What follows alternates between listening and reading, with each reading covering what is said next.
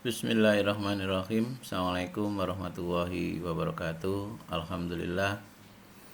Dalam hal ini saya mencoba untuk sharing tentang penyakit jantung.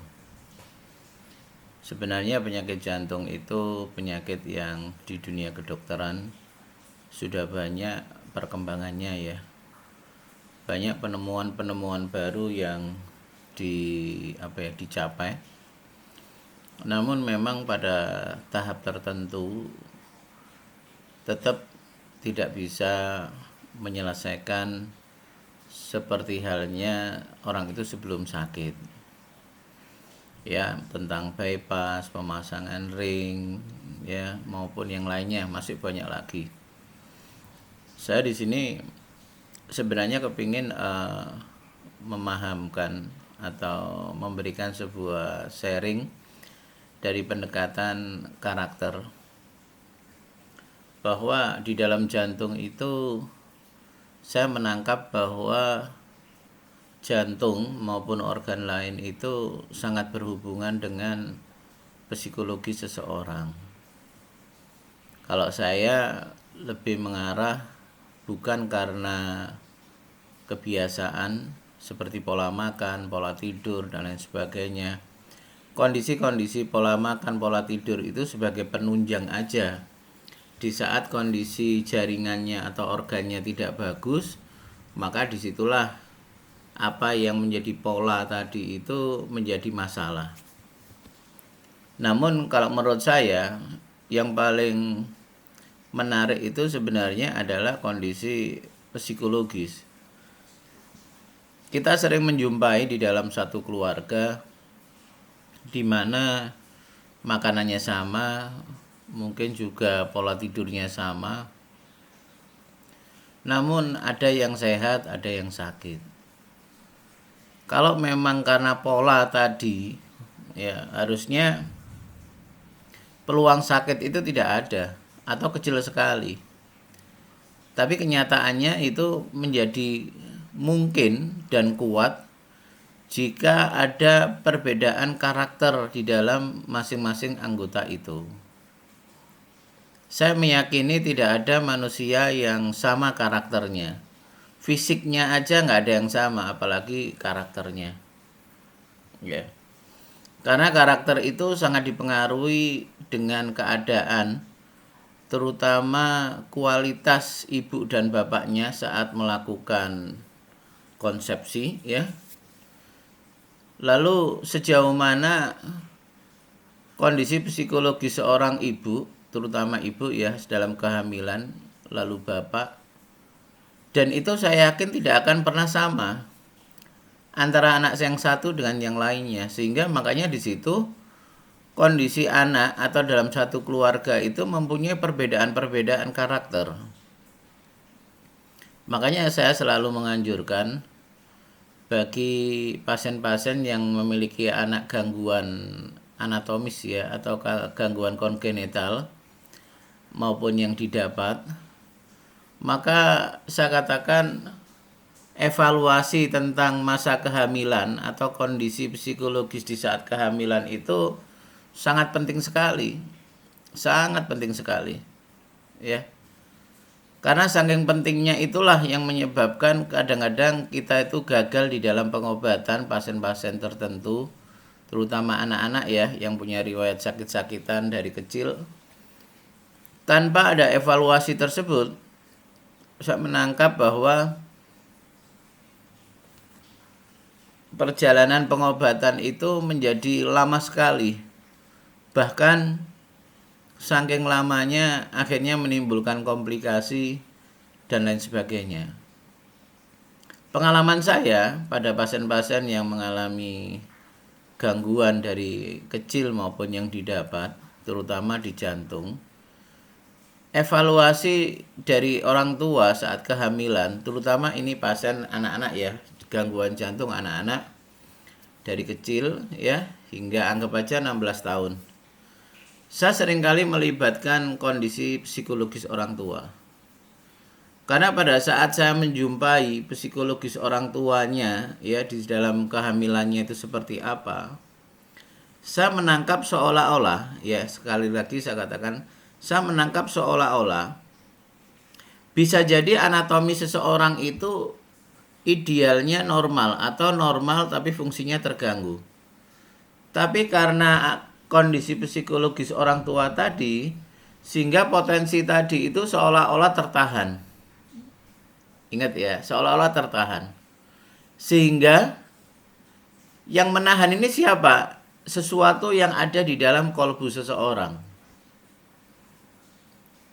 Pada saat di kolbunya itu tertahan dengan nokta, maka kolbu ini tidak bisa memerintahkan otak itu bekerja sesuai dengan apa yang semestinya. Karena tidak ada perintah dari kolbu tadi, maka otak tadi itu bekerja ya apa adanya. Adanya waktu itu misalkan dalam kelahirannya bayi itu harusnya 100%, ini 60%, ya otak bekerja dengan posisi 60% tadi. Diutak-utak apapun, pengalaman saya, ini akan menjadikan kesulitan atau pengobatan jangka panjang. Namun, jika nokta atau hambatan yang ada di kolbu itu bisa lepas, maka hambatan ini menjadikan otak itu terbimbing untuk melakukan perbaikan. Kalau tidak berat itu bisa melakukan perbaikan sendiri.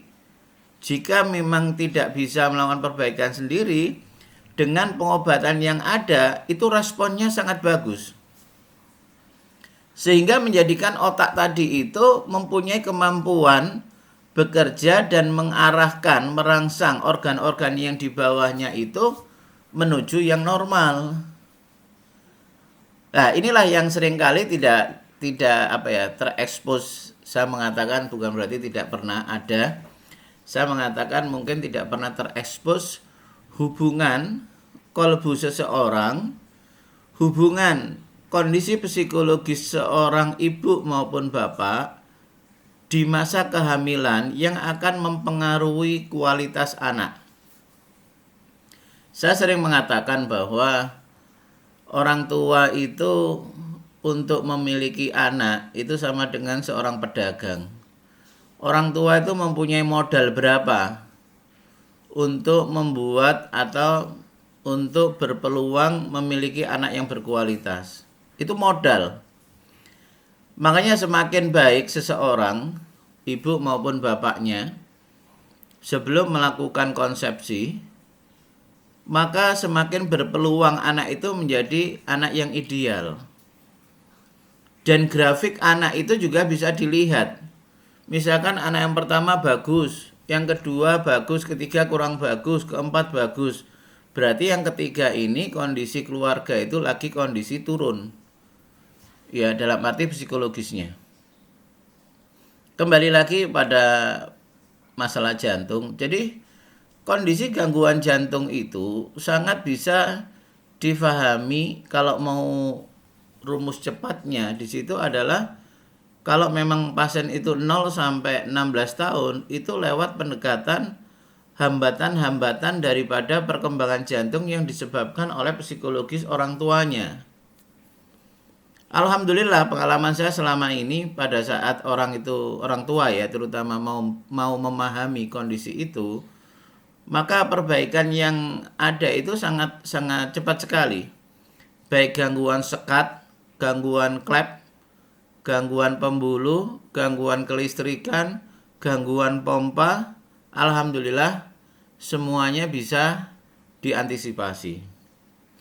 Jadi oleh karena itu saudara-saudaraku, pada saat kita menjumpai anak-anak kita mengalami gangguan jantung, jangan pernah ragu, jangan pernah pesimis. Insya Allah masih banyak peluang untuk menjadikan anak jenengan, anak kita menjadi sehat. Apalagi pasien-pasien yang sakit jantungnya didapat, seperti orang dewasa, ya kita ini umur 30, umur 40, 50, 60, dan semuanya itu akan menjadi cepat proses perbaikannya jika mau menggabungkan pengobatan medis itu dengan sebuah paradigma baru atau konsep baru, manajemen baru tentang karakternya.